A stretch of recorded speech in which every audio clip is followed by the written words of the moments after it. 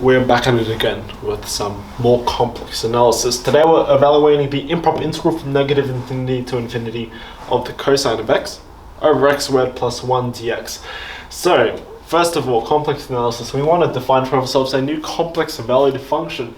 So let's define for ourselves some complex function f of z being equal to, let's just use this integrand right here, not really, we're going to make some minor changes, but we're definitely going to have this denominator right here, so something over z squared plus 1, so basically changing all the x's to z's pretty much, z squared plus 1, but you see we have this cosine right here, and whenever we're dealing with trigonometric functions, so cosine or the sine, it's nice if we can use the complex exponential function. It just works a lot nicer in many cases. So let's actually just replace that cosine of x with e to the I z like so. That's the complex exponential function. So that's our function f of z, and we want to use a contour integral for this function right here. So why not find out where the poles of this function are? So the poles of this function, notice that e to the iz is an entire function, it's analytic everywhere, so it's not going to blow up. What is going to blow up is when this denominator is equal to 0, so when z squared plus 1 is equal to 0 pretty much. So we want to solve for where z squared plus 1 is equal to 0 to find out where the poles are, because if we know where the poles are, we can use Cauchy's residue theorem to muck around with some contours. So z squared plus 1 is equal to 0, which means z squared is equal to negative 1. Square root of negative 1, taking both the positive and negative, we're going to end up with plus or minus I. The square root of negative 1 is I. So z is equal to plus or minus I. What does that mean? If we draw up a little picture right here, so this is our complex plane, we have the real and imaginary axes right here. Plus and minus I is exactly where our poles are, and I'm going to mark our poles in red. So these are our poles of our complex function. So this is negative I, and this is I like so. So we know where our poles are of this function. Now let's try to figure out what kinds of contour we would like to use. Notice that on our original integral right here, we have the integral from negative infinity to infinity. So ideally, we want to kind of capture that interval on our contour, whatever our contour will be. So let's actually just first of all consider the finite case of that interval, namely from negative r to r, where our r will later become some really big number. So let's actually just draw our contour in blue right here. If we consider the finite case of the interval from negative r all the way up to some other big number r, we want to start at negative r, and we're going to integrate along this line right here, this line segment on the real axis. And if we integrate our function across that interval, it's going to match up with our original interval right here that we want to integrate across. So we have this interval right here, and we want to turn this into a contour somehow, so we can use Cauchy's residue theorem. So in order to do that, we want to enclose one of our poles right here. So we're going to choose this top pole, this I right here, and we want to enclose that pole somehow.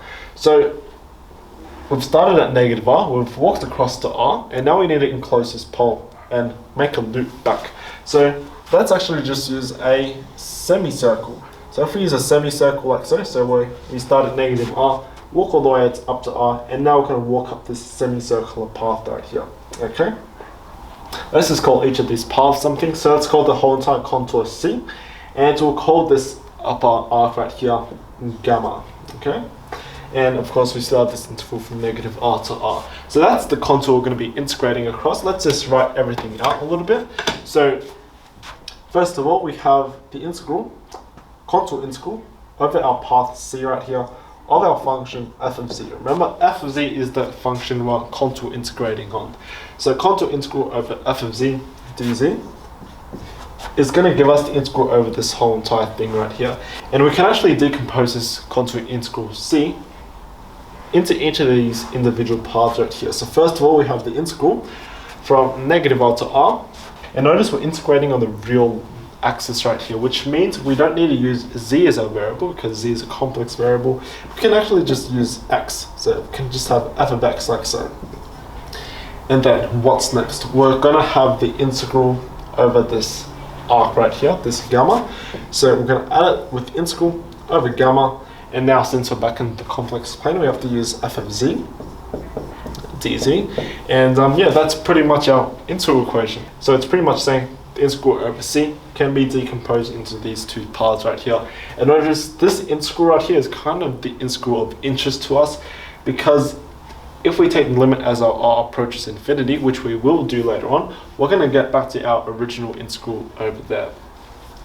So let's actually just start working through each of these integrals one at a time. So first of all, we have the contour integral over c of f of z. We can use Cauchy's residue theorem for this, because notice our contour is enclosing this pole. So contour integral over c of f of z dz. What is that going to evaluate to? It's going to evaluate to 2 pi I times the sum of the residues of our function f of z. And notice we're only dealing with one residue right here actually, because we're only enclosing one of these poles. So pretty much this is the exact same thing as 2 pi I times the residue at z at that pole. So at z equals I of our function f of z. But f of z is e to the iz over z squared plus 1. Right, so we have this thing right here, and we need to evaluate this residue. So why not just plug in the definition of the residue? So what is the residue? The residue is just the limit as z approaches this pole, so this pole I, of z minus the pole, so z minus I right here, times the function, and our function is e to the iz over z squared plus 1. Alright, so how can we evaluate this limit right here? Notice that we're actually going to get a 0 divided by 0 situation if we directly plug I in, but we can actually avoid that with some algebraic manipulation, because notice z squared plus 1 is the exact same thing as z squared minus I squared. I squared is negative 1, negative and negative will become positive. And this thing right here, we can write that as a difference of two perfect squares or something like that. I forgot what it's called, but we can rewrite this as 2 pi I times the limit as z approaches I of z minus I, and then e to the iz over, and now z squared minus I squared, we can write that as z plus I and z minus I, like so. Notice this factor and this factor will cancel each other out, leaving us with 2 pi I times the limits as z approaches I of e to the iz over z plus I. And nothing will blow up right here if we directly plug I into here, so let's just do that.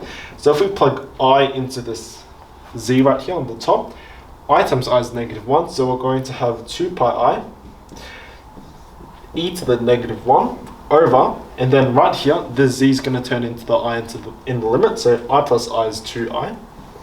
So you have this like so. These 2's will cancel out, these i's will cancel out, leaving us with, now we can just flip this e onto the denominator because we're raising it to the negative 1. So we have pi over e as the value of our contour. So this is the value of our contour integral. And later we're going to be taking limit as our r approaches infinity. But the thing is, the value of this contour actually won't change, because even though we're going to be taking limit as our r approaches infinity, so making this semicircle really, really, really big, it's still enclosing this one pole. And Cauchy's residue theorem says that as long as our contour encloses that pole, we can deform it as much as we want, but the value will still stay the same. So in fact, in the limit, as our r approaches infinity, I'm going to write that on the second line right here. So in the limit, as our r approaches infinity, on all of these integrals right here, this integral will just turn into pi over e. Okay, that's a pretty cool result already. So this integral, this contour integral over c, is going to evaluate to pi over e. So that's one integral we've figured out. Let's just put a tick right here because we've figured that one out. And now on to the next integral. So our next integral is the integral from, what is it, negative r to r of f of x dx. And that integral is pretty easy to evaluate because we just need to plug in the definition of our f of x right here. So integral from negative r to r of f of x dx, like so. This is going to result us in the integral from negative r to r of e to the ix over x squared plus 1 dx, like so. And what would happen if we take the limit as our r approaches infinity? So taking the limit as our r approaches infinity of this integral right here, we're going to get the integral from negative infinity to infinity of e to the ix over x squared plus 1 dx. And I might as well do it now actually. Notice that e to the ix, we can write that as sines and cosines using Euler's formula. So this is actually in fact equal to the integral from negative infinity to infinity of the cosine of x plus I times the sine of x, all divided by x squared plus 1 dx. And well, we can use the linearity of the integral to split this up a little bit. And if we do so, we're going to have the integral of cosine over x squared plus 1 plus I times the integral of sine over x squared plus 1. So let's actually just write that out under here. So this is going to give us the integral from negative infinity to infinity of the cosine of x over x squared plus 1 dx plus I times the integral from negative infinity to infinity of the sine of x over x squared plus 1 dx, like so.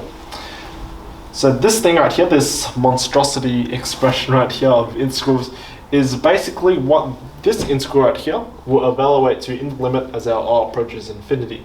So let's actually just substitute that right in.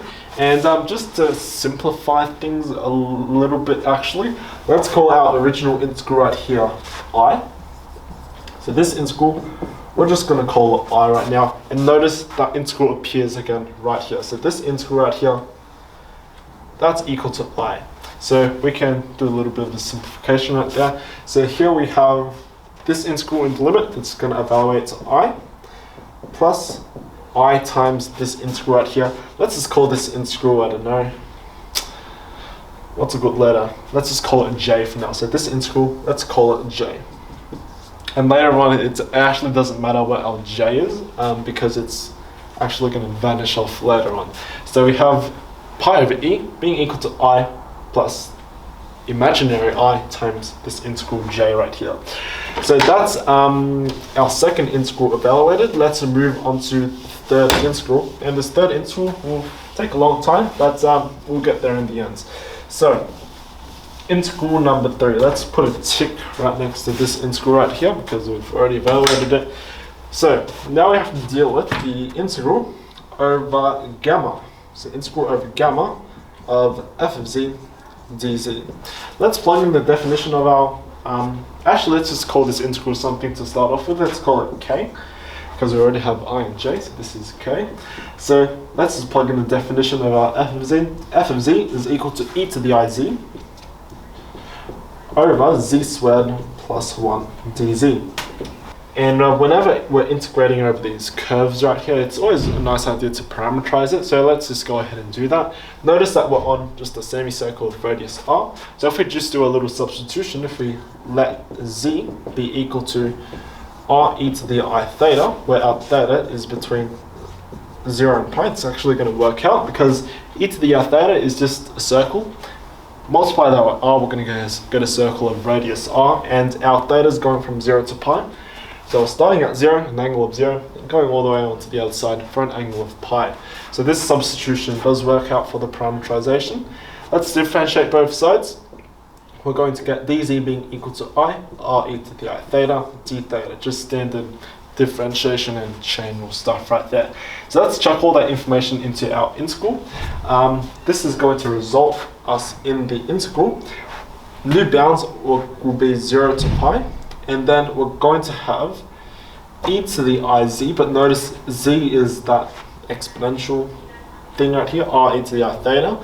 So we're going to get something a little bit messy. We're going to get e to the I, and our z is r e to the I theta. So r e to the I theta like so, over z squared. Z is equal to this thing, so which means z squared is r squared times e to the 2I theta. So on the denominator right here, we're going to get r squared e to the 2I theta plus 1, just like before. And now dz becomes this other exponential junk right here. So r e to the I theta d theta. So this thing right here, that's the value or the integral k k that we pretty much started with. And now we want to show that this integral right here actually goes to 0 in the limit as our r approaches infinity. You can use Jordan's lemma on that. I've already done a video on it, but yeah, let's just do it from scratch for this video. So how can we go about doing that actually? Notice that, first of all, we would like to estimate our k. So let's just put down absolute values everywhere. So absolute value of a k, what will that evaluate to? Let's just put it right here actually. Let's say the absolute value of k. Absolute value of this integral right here. Notice that we're dealing with a real variable. Theta is a real variable, so we can actually use the integral inequality for that. So integral inequality, whenever you have the absolute value of an integral, that can be written as less than or equal to the integral of the absolute value. So we're going to put absolute values everywhere inside here. So first of all, we have the absolute value of e to the I theta, like so. And then we have the absolute values of these things right here. Absolute value of I is just 1, so let's ignore that. Absolute value of r, and my I is going to be a really, really big number. And strictly speaking, I is greater than 1, because we don't want this integral or this contour to be below this pole right here. So r is greater than 1, so r is positive. So absolute value of r will just be r. So let's actually just chuck that onto the outside. Absolute value of e to the I theta. E to the I theta is some complex number on the unit circle. So absolute value of that's just going to be 1. So we can ignore that as well. Then we're going to divide this by the absolute value of this denominator thing right here. So absolute value of r squared e to the 2 I theta plus 1 d theta, like so.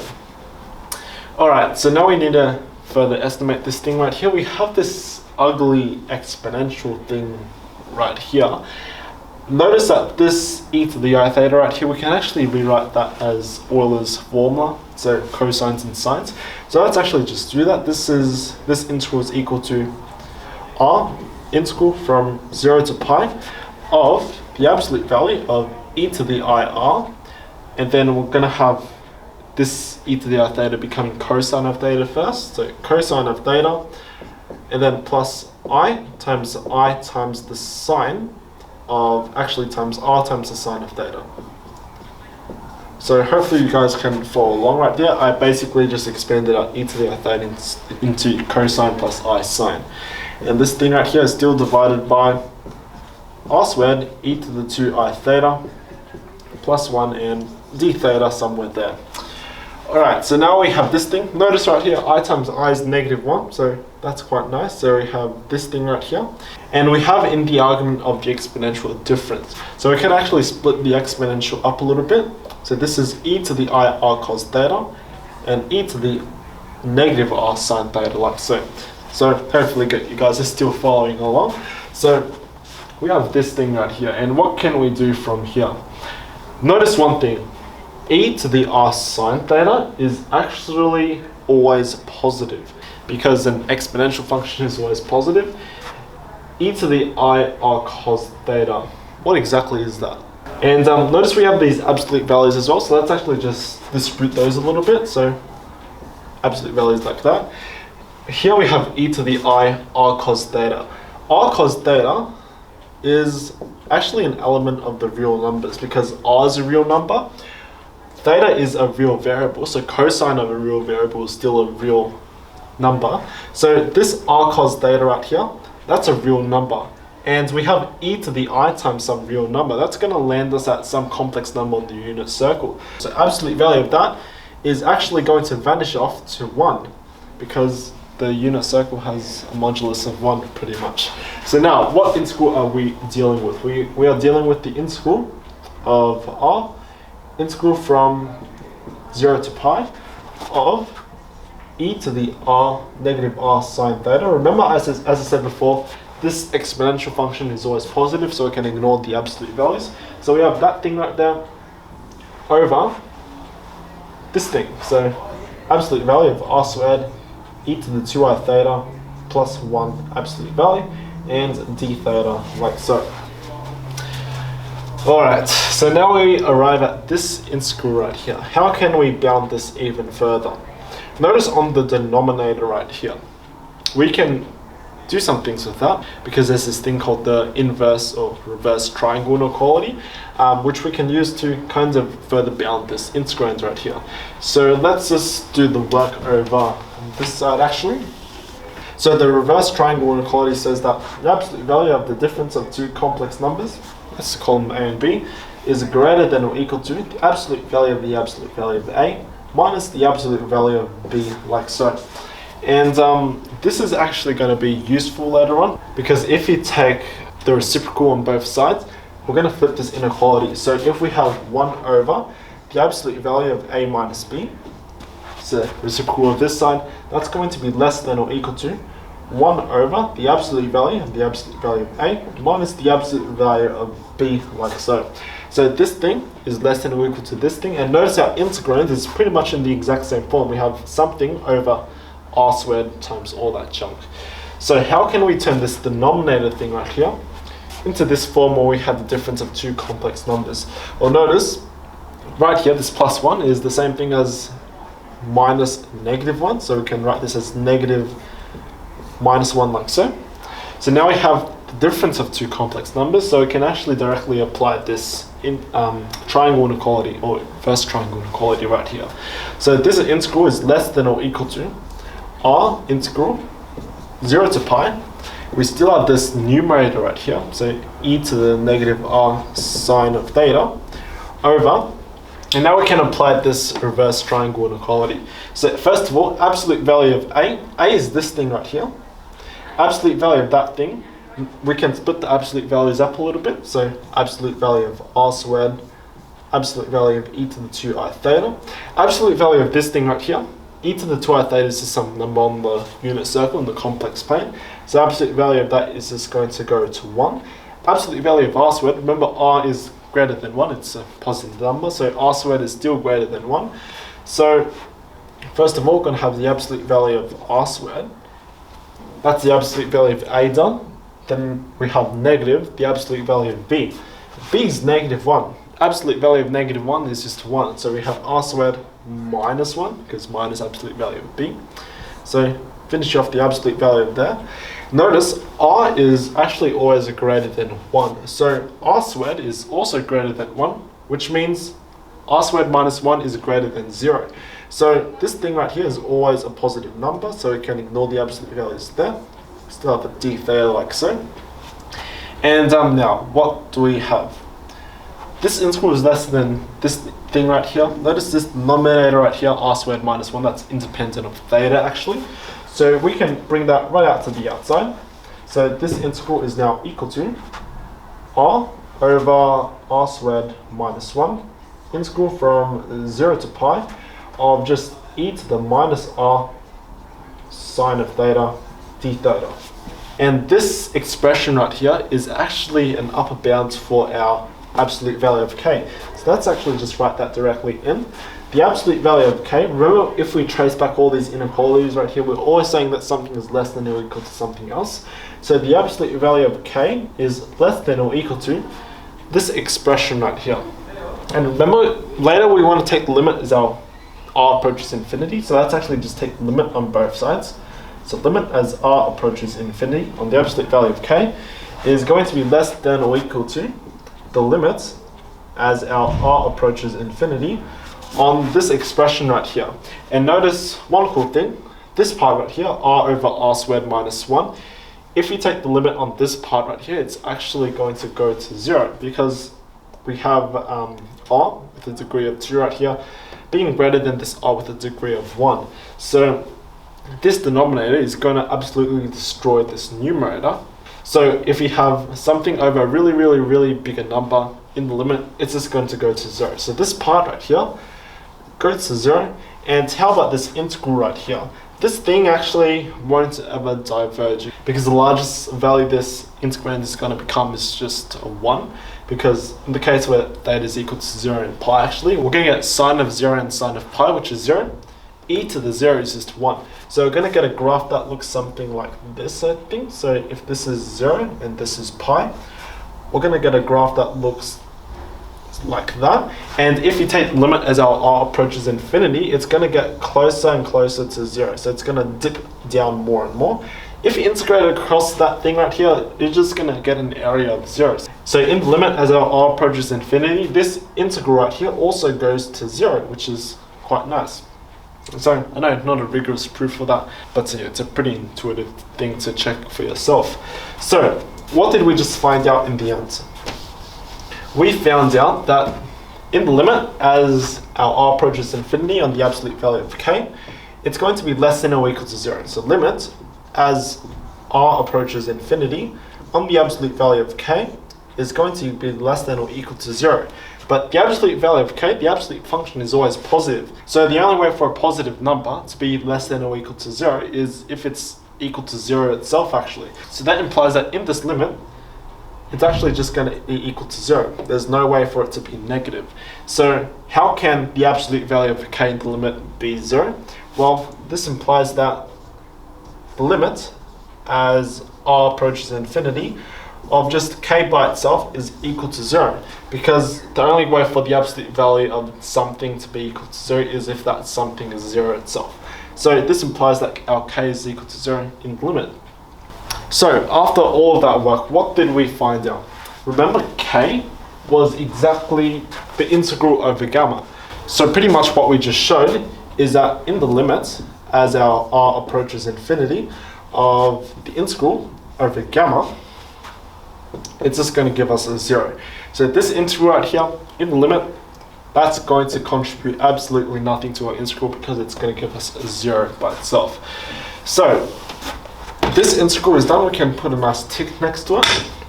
And now it's time to finish off everything because we've solved every single integral that we had to. Now it's time to put everything together.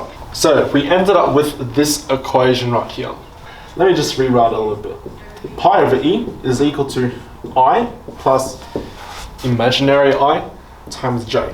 And notice on this equation right here, pi is a real number, e is a real number. So this thing right here should be a real number. So on the left hand side we have a real number, and that's equal to something on the right hand side. So the right hand side we have some real number, this I right here, plus some imaginary thing. And remember j, we defined it as the integral from negative infinity to infinity of the sine of x over x squared plus 1. That's hopefully going to evaluate to some real number. So pretty much what I'm trying to get at is that we have to compare the real imaginary parts right here. I right here is the only thing that's real on the right hand side, which implies overall that our I is equal to pi over e because those are the only two real things. So yeah, this is equivalent to, remember I is that integral we started off with, so the integral from negative infinity to infinity of the cosine of x over x squared plus 1 dx. And that's going to give us a pi over e in the end. So this is the final result for today's video. That's quite a nice result, pi over e. And just a quick note, I've already done a video on the integral of the integral from negative infinity to infinity of x times the sine of x over x squared plus 1. You can check out this video. I think I did a Laplace transform method and a complex analysis method for this one right here. And this thing right here also gave us pi over e. So in fact, the value of this integral right here is the exact same thing as the value of this integral, which is pretty cool. So yeah, that is pretty much it for this video. That's all I've got to ramble for. But yeah, hope you guys enjoyed it. Make sure to subscribe, like, comment, and do whatever you want really. And yeah, until next time, have a wonderful day and I'll see everyone later. Bye bye.